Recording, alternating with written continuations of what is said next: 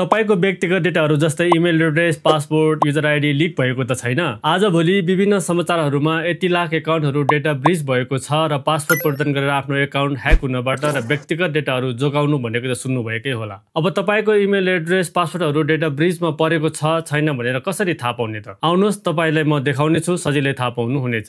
haveibeenfound.com मा जानुहोस् र यहाँ तपाईको इमेल एड्रेस राख्नुहोस्। चेकमा जानुहोस् र अब तपाईले तपाईको व्यक्तिगत डेटाहरू डेटा ब्रिचमा परेको छ छैन देख्नुहुनेछ। डेटा ब्रिचमा परेको छैन भने 0 देख्नुहुनेछ। तपाईको एकाउन्ट सेफ रहेको छ भनेर बुझ्नु होला। डेटा ब्रिचमा परेको रहेछ भने कहाँ कुन समयमा के लिक भएको रहेछ भनेर देख्नुहुनेछ। जस्तै यहाँ यो एकाउन्टमा 4 ठाउँबाट डेटा ब्रिच भएको रहेछ। इमेल एड्रेस, नाम, social media, profile, user name. अब यो अवस्थामा चाहिँ तपाईले आफ्नो एकाउन्टको पासवर्ड परिवर्तन गर्ने र 2FA to factor authentication enable गर्नु होला। यो वेबसाइट जाने माने साइबर सुरक्षा अनुसन्धानकर्ता ट्रोय हन्टको टिमले स्थापना गरेको निशुल्क अनलाइन सेवा हो। ढुक्क साथ प्रयोग गर्नुहोस्। तपाईको व्यक्तिगत डेटा जोगाउनुहोस् र यस्तै भिडियोहरुको लागि हामीलाई फलो, शेयर गर्न नि नभुल्नुहोस्। र अर्को भिडियो कस्तो कुन विषयमा हेर्न चाहनुहुन्छ कमेन्टमा लेख्नुहोस्।